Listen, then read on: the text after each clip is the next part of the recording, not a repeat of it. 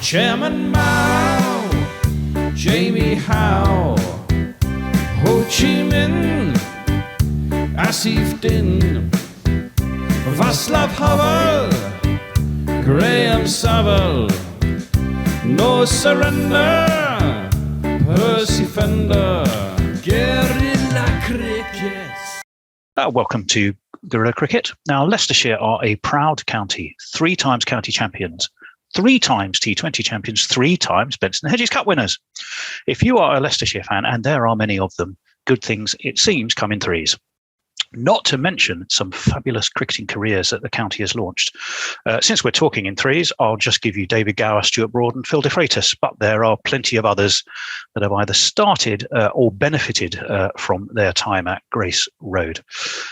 Yet when England get battered in a test series, there are those who point an accusing finger towards our first-class county game. Some would even question the status of counties at all. Today, my guest is the CEO of Leicestershire, Sean Jarvis, who is looking to not just steer Leicestershire to success, but to grow the size and inclusivity of cricket in the county of Leicestershire. Sean, a huge welcome.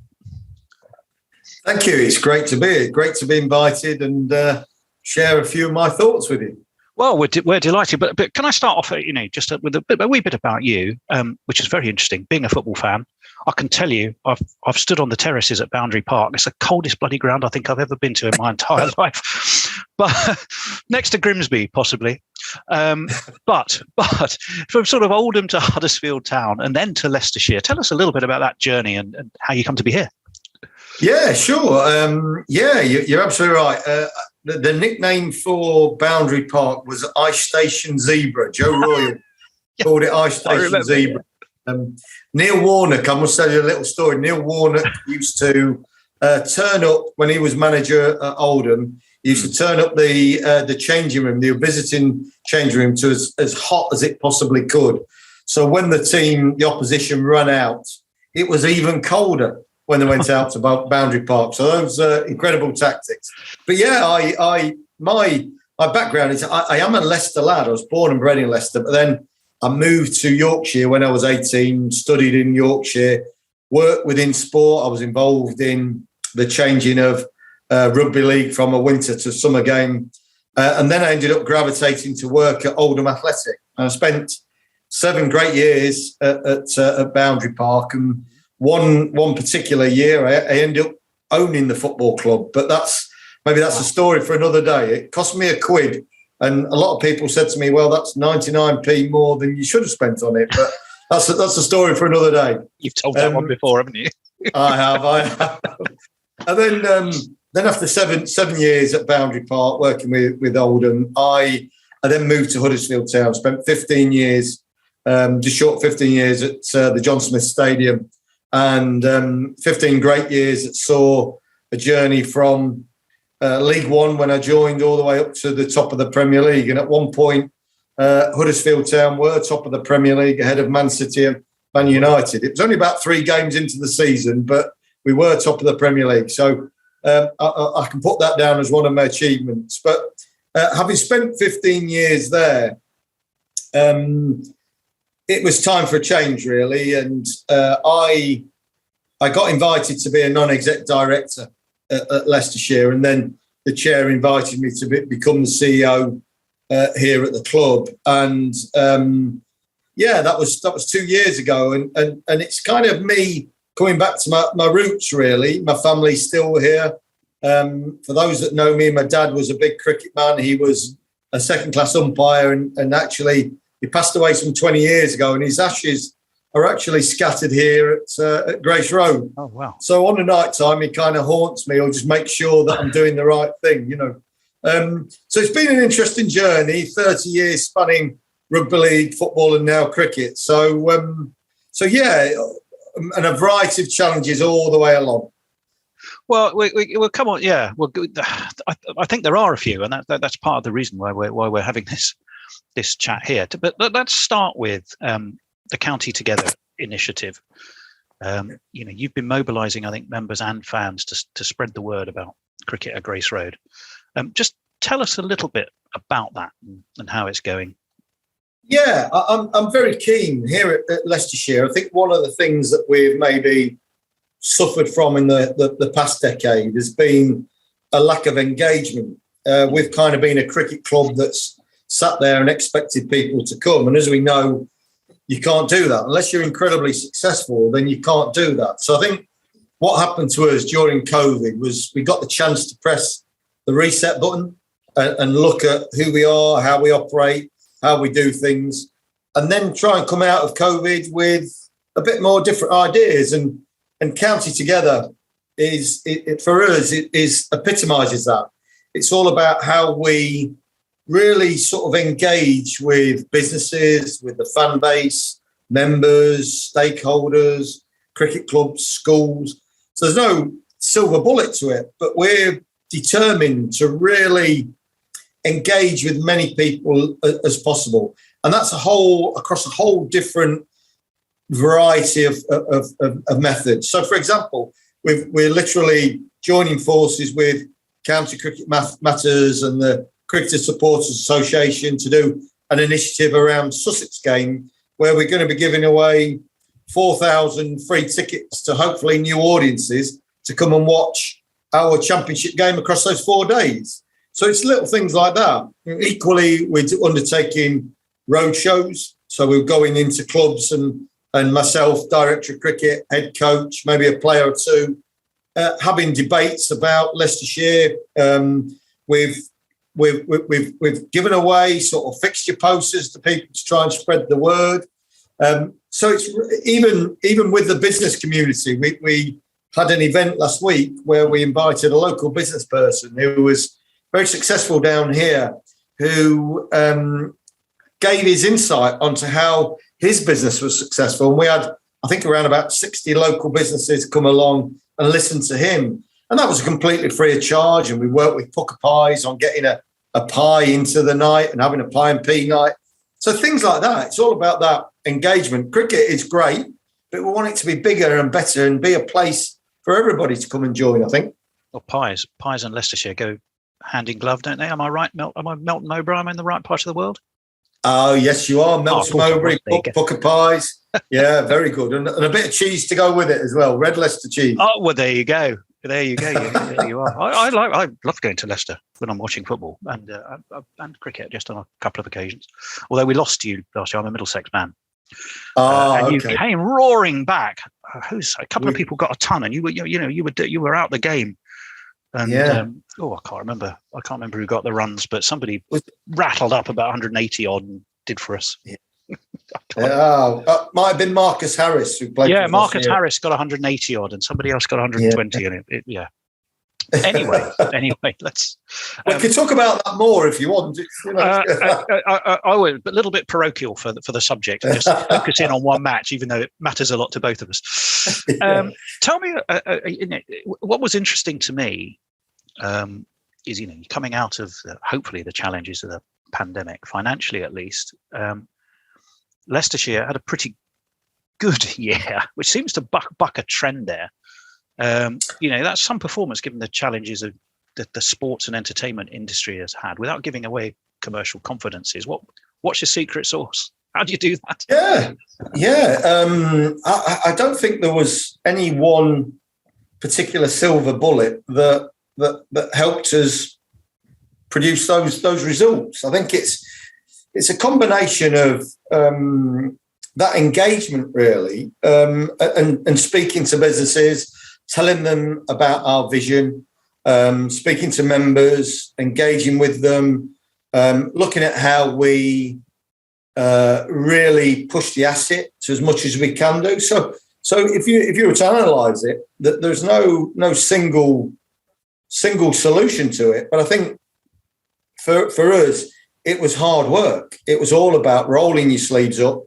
Do you know what? Communicating to the outside world about who we are, what we stand for, where we're headed, and what we're doing. And I think once you start communicating to people then really want to be part of it. And what I've seen, I guess it's in my DNA as a Leicester lad as well, is that people do want their local sports clubs to be successful, and they'll support them if they believe there is a vision or a plan to do so. And I think, we've got some very successful clubs in our area, including Leicester City, Leicester Tigers, and of course Leicester Riders basketball team, very successful as well. And I think for us, the one thing I would say about Leicestershire is that we probably in the past 10 years maybe just lacked a bit of direction. It's been incredibly tough for us, but now I think, and one of the silver linings came out of the pandemic was that opportunity to just take a step back and actually then discuss, well, how do we go forward? How do we develop as a cricket club? What is it we need to do? And almost rewire our thinking. My benefit is very much kind of, I come from that football background, so I could bring some of the things that we've done there to the club and try different things. And I think also as well, the staff here were quite refreshed by what we were doing new as well and began to sort of see things. We haven't got all the answers yet, but that proved last year that if we put hard work, put our shoulder to the wheel, then we can make a big change. Well, that raises an interesting question, because it kind of goes back to your journey, if you will. I mean, if I look at Oldham and Huddersfield, Leicester, I mean, this is not Newcastle United. You haven't been handed the Saudi Development Fund millions to work with. It's not Manchester United. It's you've had to come up with that something extra. The cliche is punch above your weight. Do you feel there is an element of that with Leicestershire as well, that kind of is in tune with sort of where you've been before? Yeah. Oh, without question. Our DNA is very much kind of the underdogs and developing talent. We use the phrase Academy of Cricket a lot about how we develop. We understand some of our talent does get picked up. We hope that there'll be a tipping point in future that talent stays with us as we grow as a business and a club. But yeah, we very much see ourselves as the underdogs. Very much see the challenger brand, if you like. So we're the ones that like to snap at the heels of the bigger clubs. I've done that in my career with Huddersfield Town. And if you've got the right chemistry, the right culture, the right vision, the right targets, then anything is possible. And I genuinely believe we will do that. We're on a journey now that I think is only going to be a northward trajectory. Success is not linear, as we know. It's not going to happen, as a steady path. There will be downs and there'll be ups.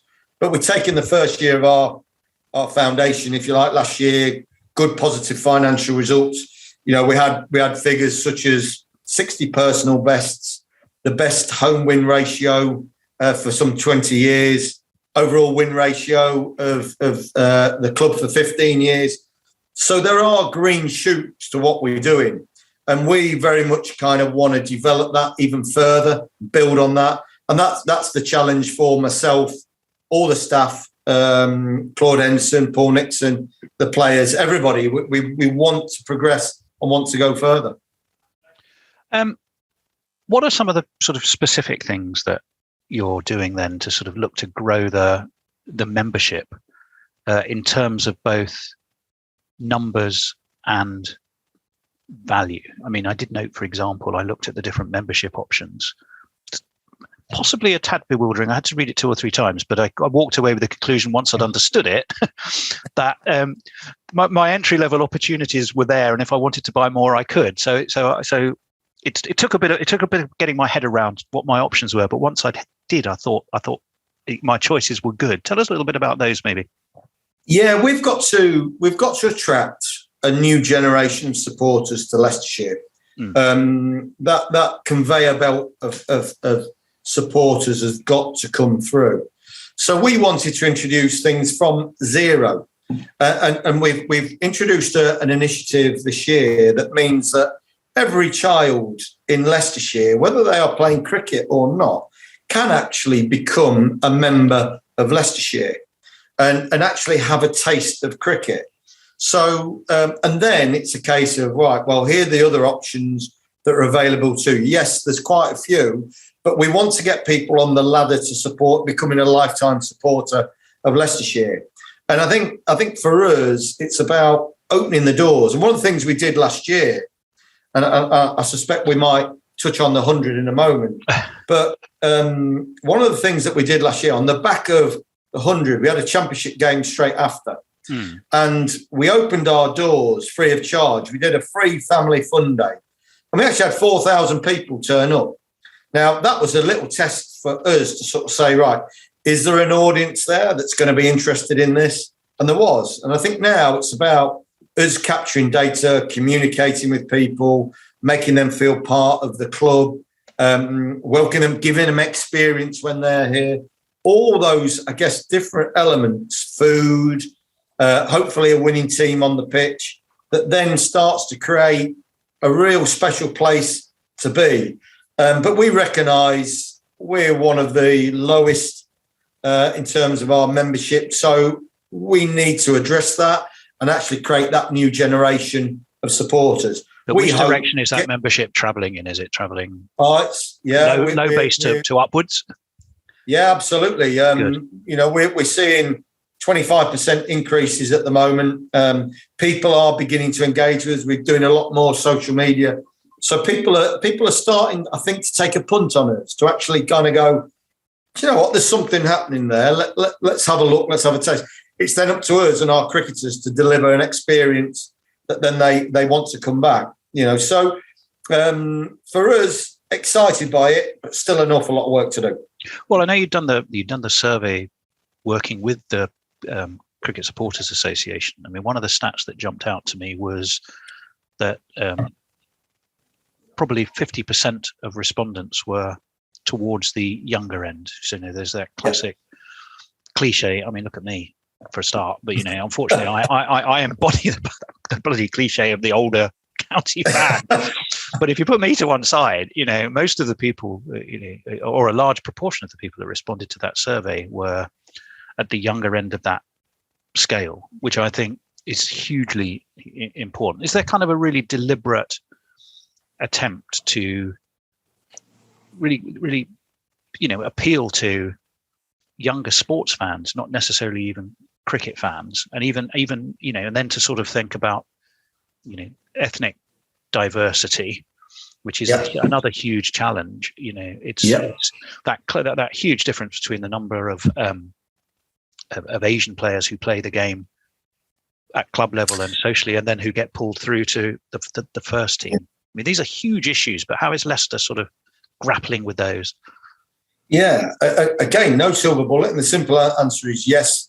And we've got to hit those head on, and it's about how you get yourself out in the community, how you communicate with people, how you listen to them.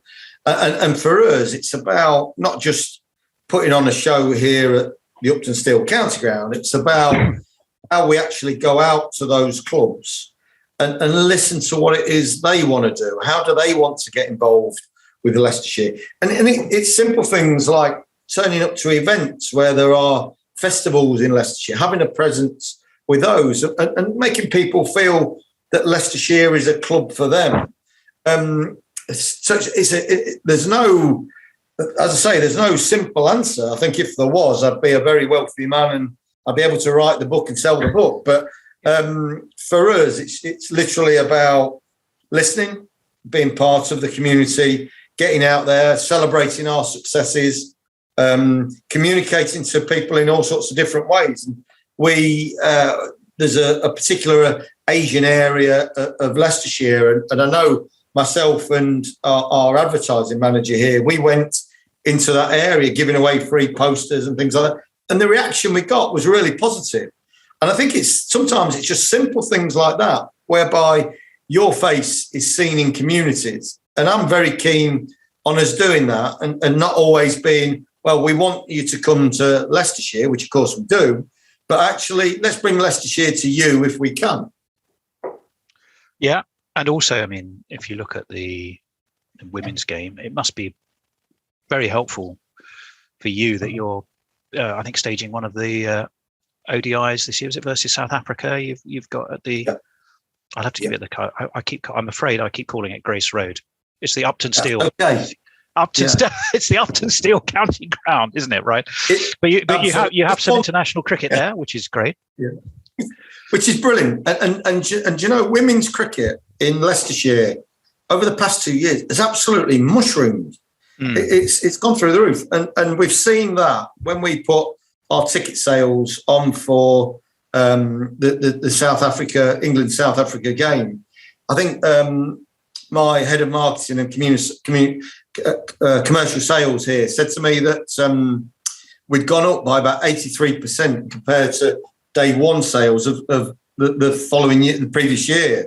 So things like that are real winning signs for us. I'm really encouraged by it. And I think it's about, again, how we communicate, how we attract people, how we actually get into the communities to get them to come to Leicestershire. Would you describe Leicestershire as a family club? Oh, without question. Without question. I think our traits, our USPs, when people come, we want them to feel part of the club. Yes, you could be very corporate and that's your experience, but we're not like that. We want to be very personable. And I've always said my door is always open for people to come and have a chat. I'll walk around the ground, I'll sit in certain parts of the ground, but people can have a chat with me. And that emanates from the very top right the way through to every member of staff, is that's our personal touch. That's who we are. We are that size of club that can cope with that. Yeah, we want to develop our brand and our identity and our experience, but we must never lose sight that we are that family club, and all families, colour, creed, background are welcome here at Leicestershire. Well, and that's fantastic to hear. Well, you did say we'd talk about the 100. I don't know we'll talk about it, but I'm interested on its impact a little bit. There is a fear amongst the genuine, historical, shall we say, lovers of county cricket, that a franchise structure with its city bases, positions counties with test match grounds unfairly strongly compared to other counties. Do you feel those concerns of county lovers, and what would you say back to them, knowing that situation? Yeah, I do. I can see it. I think with the 100, it's arguably, again, it's still too early to actually understand the full impact of that on, say, a team like Leicestershire. There are inevitably going to be pluses and minuses. The pluses, as I mentioned earlier, we had an open day, so we saw that 4,000, and I think it's about how we use the 100 to benefit us as a club. The interesting thing that I see is that people of Leicestershire do struggle to support Trent Rockets because Nottingham and Leicester are kind of rivals, and I kind of get that. Same with Derby. So Derbyshire, ourselves, and Nottinghamshire, we're all kind of rivals. And I think Leicestershire tend to look at the players that leave and end up at Nottinghamshire. That's probably one reason. Absolutely. So it's difficult for me because I'm a director of Trent Rockets, of course. Well, you've interpreted my next question, which was, is that a question of keeping your enemies closer, or is it knowing your enemy, or how does that work? Yeah, it's an interesting one because, like I say, I think it's early to say if the 100 has had the desired effect on the game. I think for me, what the 100 must do is attract new audiences. It must help cricket at all levels, not just the test ground status. Test ground, it's got to filter through. I think on year one, on the plus side, I think it attracted new audiences. It was interesting. Last night, I was at a dinner last night, and somebody said to me that I've never been into cricket, but I watched the 100, and I kind of like it now. And whether they then roll over into, say, T20 or a membership of county championship remains to be seen. And I think that analysis work needs to be done maybe year 3, I think is a good time to really drill down on what the impact is and how certain clubs have benefited or not. So for me, there are reservations, of course they are, because what you don't want is my T20 crowd disappearing and going watching Trent Rockets, and that's just robbing Peter to pay Paul. What I need to see is growth in numbers at Leicestershire on the back of the 100. I'll support the 100 if Leicestershire benefits and benefits in the right manner, as does Nottinghamshire or Lancashire or Yorkshire or any other clubs. As long as it's fair and attracts those new audiences, then it can be a good thing. But it's that management of it, I can look through it with rose-tinted glasses, but at some point I'm going to have to take them off. And that might be a year or 2 years and actually say, right, what has been the impact of the 100 on Leicestershire County Cricket Club? And we've got to be open and honest on that basis. So I'm delighted to be part of it. And I think we've got to give it time, but it's equally got to go under the microscope at the appropriate time as well. Well, I think you've answered what's the phrase? You've put yourself inside the tent whereupon it's easier to piss outwards, as they say. So I can kind of see, I can sort of see that how that works from that perspective. But it's all about the benefit for Leicestershire. Do you feel then at the moment that balance is right? So speaking as a cricket fan who is concerned about test performance, and a huge frustration is the lack of county cricket in the height of summer. Been slightly addressed this time around with the new structuring of the county championship. But there is the argument which says if you put the dollars that went behind the 100 to enable the likes of Leicestershire, Derbyshire, even the county, in the test match grounds, to really merchandise the blast, to really build on the back of that, you could have had the same net result, and you'd have probably also upped the quality of the cricket that ultimately feeds the England team. How do you feel about that as the leader of Leicestershire? Yeah, it's without question a fair comment, and I think that review will come. We've only had 1 year of the 100. For me, I think we need to have another 2 years before we can really ascertain the impact. That said, yes, of course, I'm concerned about performances at England level and red ball cricket and where that's headed. I think we here at Leicestershire are slightly bucking the trend. We're seeing growth in numbers, and we hope that is on the back of the 100, which is, we'll see. We'll do our analysis. I, however, come from a football background, as we discussed earlier. One of the things that I think that cricket needs to really scrutinise is its technical performance levels. It needs to be... the impression I get, having worked in cricket now for a couple of years, is that it is maybe a number of years, 10 years maybe, behind other sports, high-performance sports, such as football.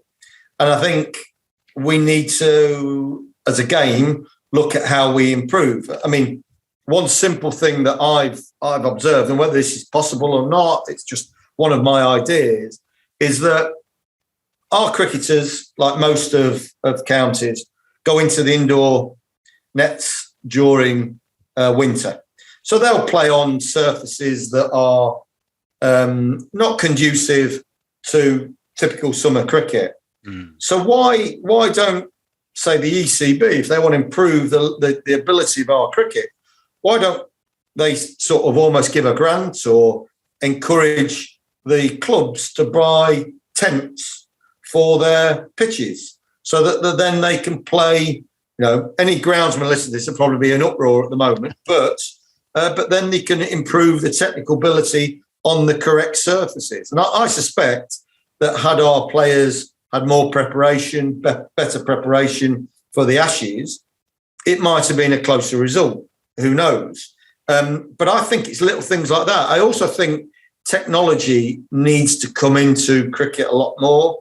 I know we use a little product called StandSpin, which is like a sensor on top of the bat that helps our batting speed and things like that. all those little things, those marginal gains and differences that David Brailsford brought to cycling. I think cricket needs to unearth things like that so that it technically improves and becomes, for want of a better phrase, more professional in its approach.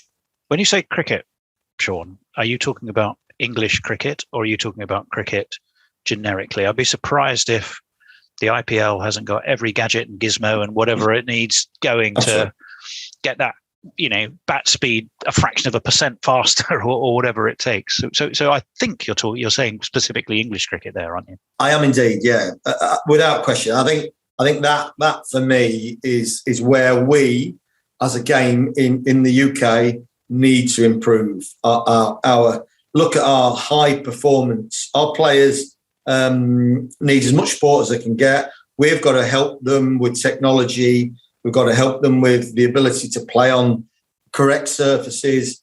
I go into our indoor nets during the winter and watch our players, and you can see they obviously put different mats down for different surfaces and things like that. And that's great. But surely we can be far more advanced on the technology that we could get into the game. And I think that would only help and our universities. I know it's something I'm very keen to chat to Loughborough University at the appropriate time. Well, can you work with us? Of sporting achievement. Yeah, absolutely. Yeah, I mean, that is definitely an interesting one. Let me ask you about something Jonathan Agnew said, an alumni, of course, of Leicestershire, which I'm sure you've heard. He's very much advocating a 10-team franchise approach to first-class cricket. As the county that nurtured him, and dare one say it, when they talk about almost ideas that would relegate the counties, perhaps Leicester, for all the great work, more exposed to that risk. How would you argue that against your former employee and the county that made it? Absolutely. We're all entitled to our opinions, and Jonathan is, of course, entitled to his. And I'm still trying to arrange a meeting with Jonathan just to chat that through and give my opinion. And my opinion is... Can we record it? Yeah. It'd be an interesting one, wouldn't it, that one? My opinion is the game needs to expand. I've sort of said, you name me one sport where it reduces the numbers that means it gets better. But surely by attracting more people involved in the sport, it will attract more people to play it. And then it's how you create the cream of the crop to play for England and win the Ashes, etc. So I just don't get the logic that, I mean, I do, but I don't understand why you would reduce it down and create a smaller number of people that could actually go on and win the Ashes. Surely it's about widening your pool. I mean, if you look at South African rugby, for example, the size of their pool talent is enormous. And what they've done is they've encouraged rugby from being a traditional private school sport to be played across all areas of South Africa. And look at how they performed in their World Cup. Indeed, they are the world champions. And what they've done is they've just increased the volume of people in their country now are engaged in rugby.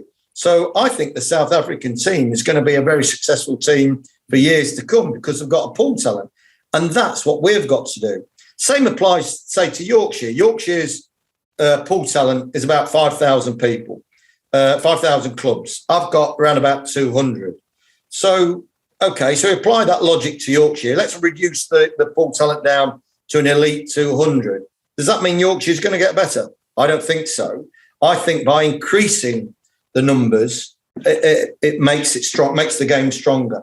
So for me, I would like to see minor counties being promoted into the leagues. I would increase.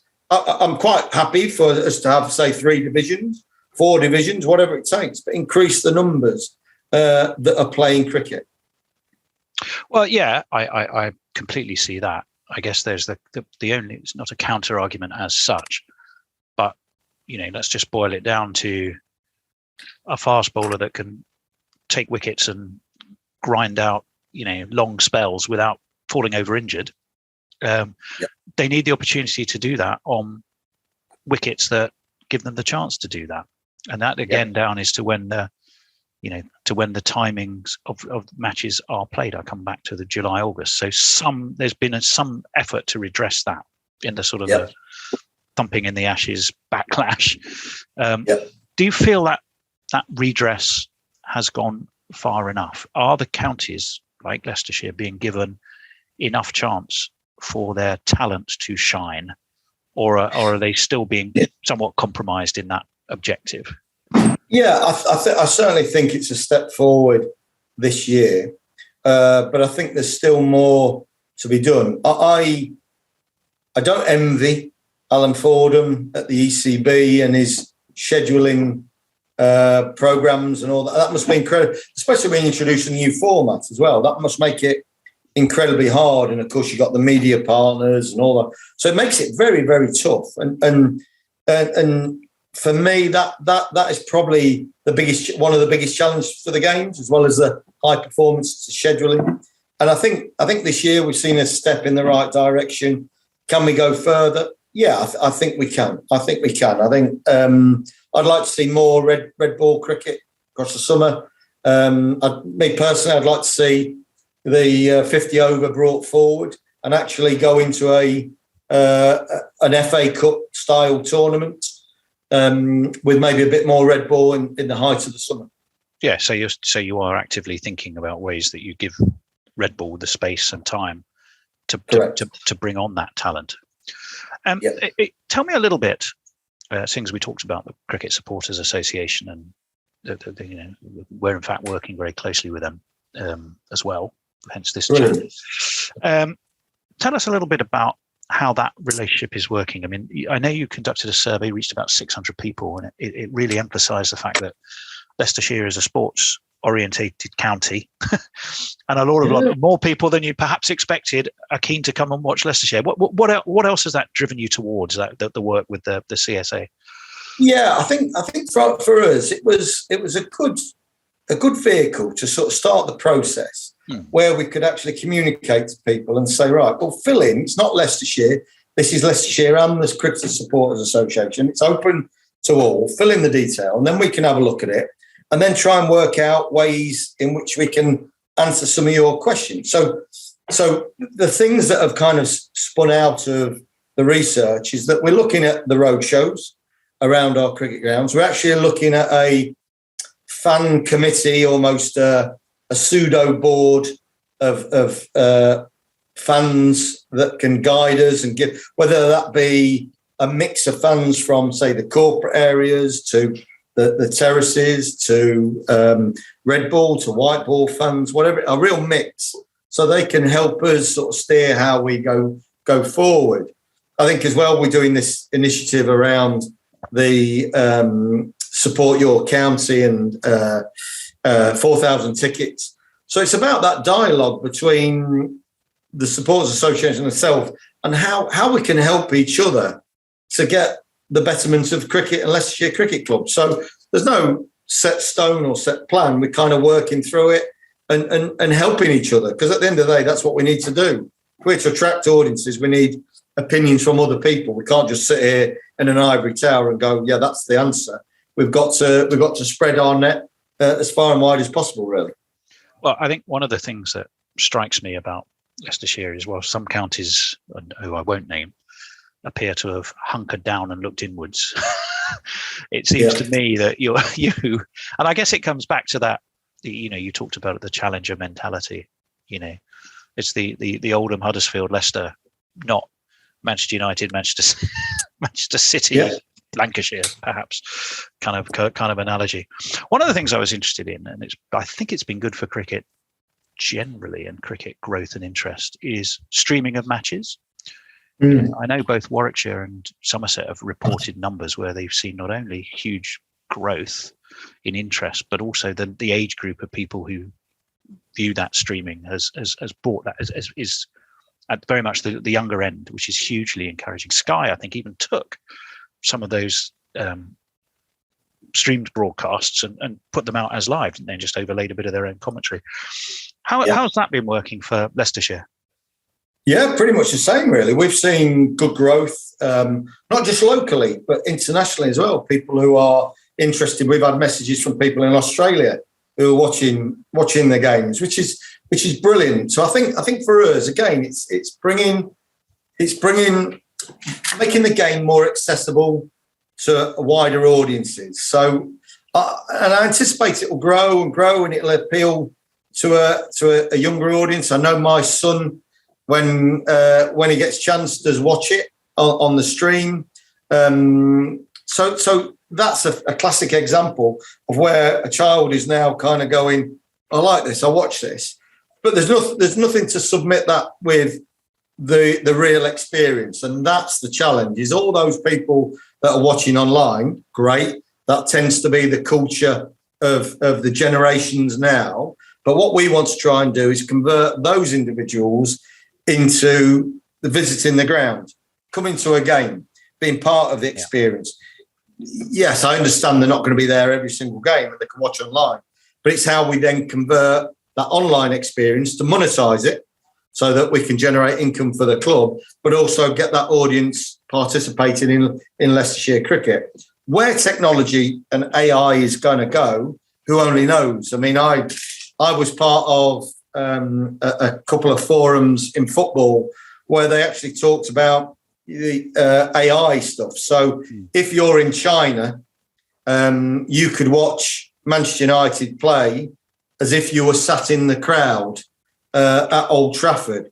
So it took their capacity from 60,000 people, 70,000 people to over a billion people watching Old Trafford that potentially are in the crowd. So it's things like that. I've never been anywhere near Old Trafford, which is fairly typical of United fans, but you didn't hear that. Yeah, but yes, I agree. So I think it's things like that. It's how you evolve it, how you develop it, how you use it to benefit the game. For me, I think the streaming has been excellent. We've seen younger audiences engage. We've seen growth in numbers. That can only be a good thing, but use it to benefit the club. So monetize it in some way, and then let's start engaging with people to actually come to games. So if you take the Blast now, I mean, Leicestershire typically has done pretty well, I think, in recent years in the Blast. Under Paul Nixon, they've gritty and effective and yes, quite good to watch.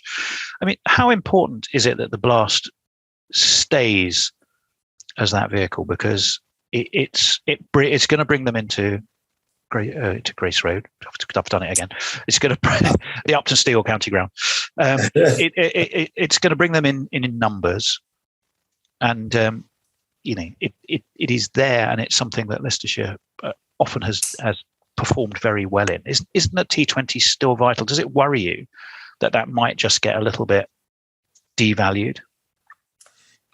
Yeah, it's a great question. I think first and foremost, it's only right that I say we are the most successful in T20 history here in England. We've won it 3 times. Yes, you have. Other teams won it. So I have to get that one out. So let's start with that one. For us, yeah, it's part of our DNA. We love it. And actually, the nights here at Leicestershire are brilliant on T20 nights. There's a great atmosphere.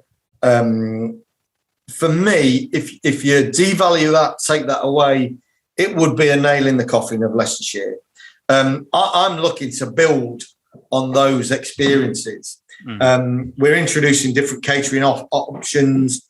We're creating a fan zone here at the Upton Steel County Ground, or Grace Road, however you want to call it. I'll get used to it. Yeah, there you go. So yeah, we love it. We love the T20. It's fantastic. It's part of our DNA. We're always there or thereabouts. Always those dark horses that kind of come through. So yeah, for me, it's just something we can build. I actually believe with the right kind of positioning, marketing, development here at Leicestershire, our ground will be too small for T20. I personally would prefer it to be across Friday nights on a regular basis. So, a Friday or a Saturday, for example, where you play a T20 game over a longer period of time. Again, it comes back to scheduling and player contracts and all those sorts of things. But I would like to see that as a regular occurrence. I think numbers in T20 would escalate because the challenge you get is you've got a shortest window of T20, which is very exciting. So for somebody like for us, we've got, I'm just looking at our fixture, we've got Durham on the Thursday and then Derbyshire on the Saturday. Derby. Yeah. So a couple of quick games. Are people going to come to both? They're probably going to choose one as opposed to the other. So I'd prefer to sort of see that Friday night, Saturday over a longer period of time. Rather than condensing it, which has been very much that's the IPL approach. That's very much the Big Bash approach. But then they expand it. I mean, if I look at the IPL, you're suddenly looking at the best part of, goodness knows, 100 and something matches and over best part of two months plus. Yeah. Whereas I remember when the blast started in whichever form it was, it fitted around the county schedule and still got fantastic audiences. Yeah. Do you feel you have enough? Can you put enough financial funding and muscle behind attracting people to the blast still? Yeah, we do well. I think. I think having lived in Yorkshire for 35 years, I brought a bit of tightness or bang for your buck. I've told our coaching staff that I don't mind investing, but I want to see a big return on investment. So I think with the right kind of terminology, right kind of marketing, right kind of positioning, I think T20 can just escalate. I think for us here at Leicestershire, I am genuinely excited by what we can create. And one of the things that we're positioning cricket this year here in Leicestershire is heavy metal cricket. We want people to come and enjoy what will be an unbelievable experience because we want no fear cricket, heavy metal cricket, however you want to put it, rock and roll cricket. That's what we want on our T20 nights. Yes, it's potentially not one for the purists, but it attracts a big audience. It's a big revenue generator for the club. So we've got to build on it, but build on it in the right way. Well, I'm in my football supporting life, I'm a Watford fan. And I go back to Graham Taylor and Elton John together. Graham Taylor, when he was interviewed by Elton John, was asked what his aspiration for the club was and immediately said Europe, and everyone thought he was nuts. But he got there. He got us there by being a family club. If I look at Leicestershire, just up the road from you, and Leicester City, nobody thought there was a Premier League in the lands where it's the massively moneyed automatically win things. That trend was much right on your doorstep. If you could look forward 5 years, Sean, what is success for Leicestershire? Where are Leicestershire going to be? And you can think, that's what we want. What a great question. Where next? I genuinely believe that the next 5 years for Leicestershire are going to be quite exciting. Hard work, real graft, but quite exciting. I have told our coaching setup and our players that I'm not here just for the journey. I want us to win things. Any team in any sports competition should enter a competition to win, not make up the numbers. You should always aim to win. It's how you find a path to win. So within that 5 years, I am looking for a moment or two or three or four, as many as they can give me, for the club to win some silverware. I actually believe we can create growing numbers through our membership in the county championship. I do believe we can create a real fantastic environment and atmosphere for our T20 nights. And I do believe that Leicestershire can actually redevelop its ground. I think our ground is tired, in need of work. We're doing a little bit at the moment, but I actually feel that with the right leadership, the right determination, the correct cocktail of individuals, then we can create, not a test ground. I'm not advocating that we will be 30,000 or whatever. I'm actually suggesting that we can find our niche within cricket that is actually quite special. And that's something that I think in the next 6 to 12 months, we're looking to work on and maybe provide a bit more details that is about a longer term vision for the club. Well, that's a fantastic note. I wish you every success with that. If I say use my Watford analogy or my Leicester City analogy, that's a pretty good vision to have, and we wish you incredibly well with it. Sean Jarvis, it's been a great pleasure. Thank you very much indeed. Revolutionary cricket commentary.